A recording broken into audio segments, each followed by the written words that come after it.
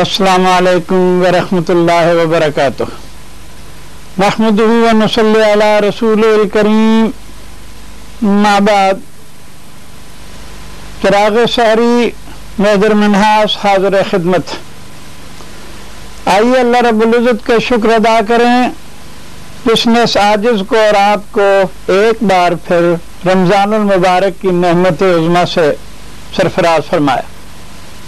وہ مبارک مہینہ جس کے لیے سال بھر آپ انتظار میں تھے، وہ مبارک مہینہ جس کے لیے گزشتہ رمضان المبارک میں آپ نے گڑ گڑا کر دعائیں کی تھیں، وہ مبارک مہینہ جس میں لوح محفوظ سے سمائے دنیا پہ قرآن کریم کا یک بارگی نزول ہوا، وہ مبارک مہینہ جس میں نبی کریم صلی اللہ علیہ وسلم کے قلب مبارک پر جس قدر قرآن کریم نازل ہو چکا ہوتا تھا، جبرائیل علیہ السلام کے ساتھ دور کیا کرتے تھے، یعنی جبرائیل علیہ السلام سے سنا بھی کرتے تھے اور انہیں سنایا بھی کرتے تھے.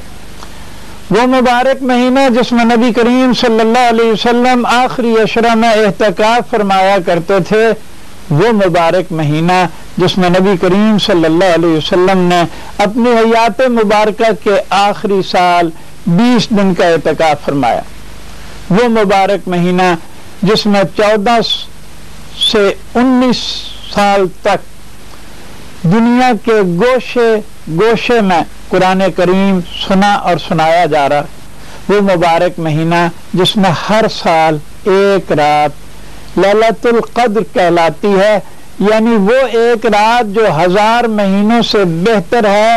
ان دنوں والا مہینہ جس کے بارے میں نبی کریم صلی اللہ علیہ وسلم کا ارشاد گرامی ہے کہ جس نے ایمان اور احتساب سے روزہ رکھا، اللہ نے اس کے گزشتہ گناہ معاف فرما دیے، اس میں شرط یقیناً آئندہ نہ کرنے کے مصمم ارادے کیے.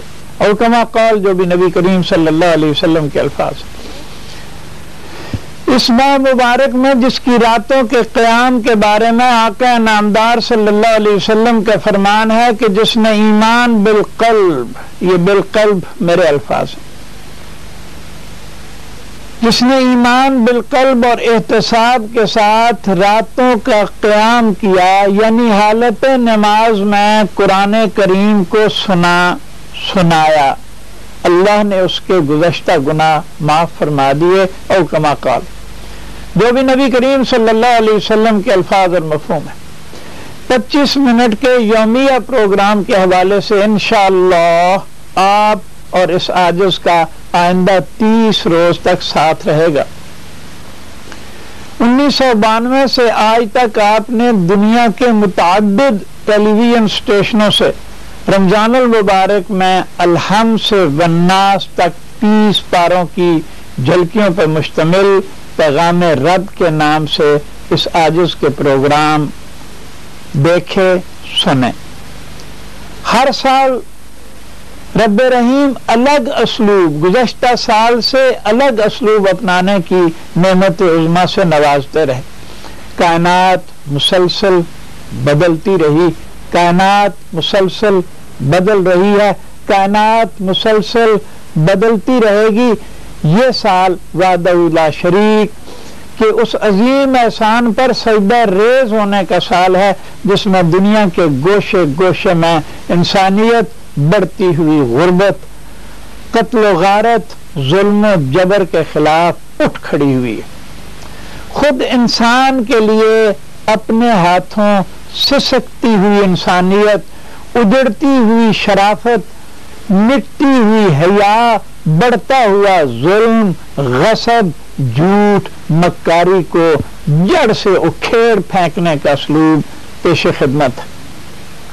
اللہ کرے کہ آپ ان بد نصیبوں میں سے نہ ہو جو تقریروں پر، درس قرآن پر، فکر آخرت پر جھومتے رہتے ہیں، کرتے کچھ نہیں. اللہ کرے کہ آپ صحابہ رضوان اللہ علیہم اجمعین کی طرح عمل کے راہی بن کر دکھائیں، آپ کے ہر قدم سے امن و سکون، ایمان و یقین کے گل کھلیں، پوری انسانیت کے لیے فلاح و بہبود کی لہلہاتی کھیتیاں اگیں۔ آئیے ابتدا کرتے ہیں آقا نامدار صلی اللہ علیہ وسلم کے شعبان کی آخری شب کے خطبے سے۔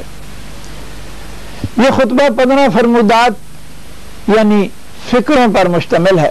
پہلا فرمان ہے کہ لوگوں تم پر ایک عظیم مہینہ سائے فگن ہو رہا ہے۔ سرور کونین صلی اللہ علیہ وسلم بتلا رہے ہیں کہ اسے اور مہینوں جیسا نہ سمجھ بیٹھنا، اس کی عظمت کو اس درجے میں پہچانو کہ تمہاری ترجیحات بدلیں، تمہارے معمولات بدلیں، تمہارا مقصد حیات بدلے، تمہارے رسم و رواج بدلیں، تمہاری معیشت بدلے، تمہاری معاشرت بدلے، تمہاری سیاست بدلے، تمہارے اخلاق بدلیں، تم بدلو، کائنات بدلے۔ دوسرا فرمان رسول یہ کہ یہ بڑی برکت والا مہینہ ہے، یعنی بتایا جا رہا ہے کہ تمہیں انعامات و احسانات کے حوالے سے، فضائل کے حوالے سے بہت سی چیزیں بتا دی جائیں گی، بتا دی گئی ہیں، لیکن جان لو کہ اللہ کی ہر شان لامحدود ہے، اللہ کے احسانات لامحدود ہیں۔ لامحدود کی رحمتوں کو محدود سے ناپا نہیں جا سکتا۔ اس دروازے کو کھٹکھٹاؤ تو صحیح، قرآن و سنت کو اپناؤ تو صحیح، تم اس دروازے پر دستک دو تو صحیح، خوشحالی تمہاری راہیں دیکھ رہی ہے، بھائی چارہ تمہارا منتظر ہے۔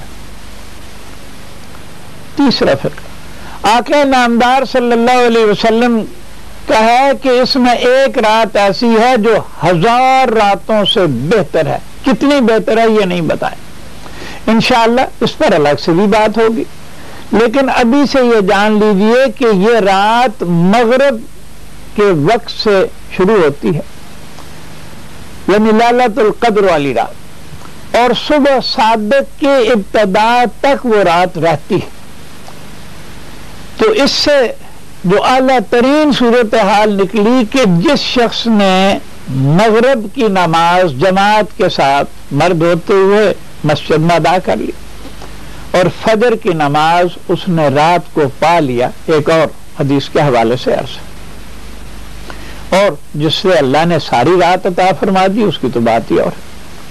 چوتھا فکرہ ہے کہ اللہ نے اس ماہ کے روزے فرض فرما دیے، یعنی ہر عاقل بالغ مسلمان پر جو کہ روح بصیرت ہو، روزے فرض ہیں، اور کسی بھی فرض کا انکار کفر ہے، اور کسی بھی فرض کو بالفعل شعور اور تسلسل سے چھوڑنے پر کفر تک بات جاتی ہے۔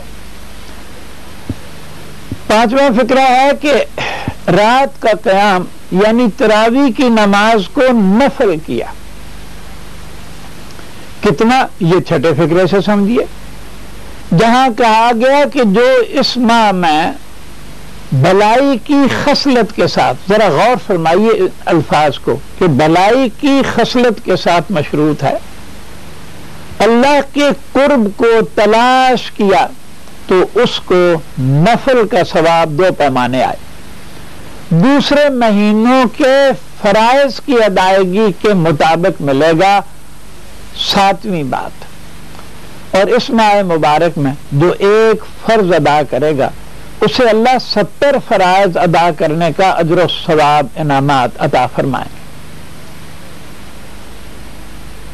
8واں فکرہ یہ صبر کا مہینہ ہے، اور صبر کا بدلہ جنت ہے۔ سبحان اللہ۔ ان نشستوں میں ایک مجبوری یقیناً وقت کی ہوتی ہے، ورنہ آقا نامدار صلی اللہ علیہ وسلم کے کسی ایک فکرے پر انسان گھنٹوں بول سکتا ہے، ہفتوں بول سکتا ہے، اس لیے کہ اللہ کے رسول کے فرمودہ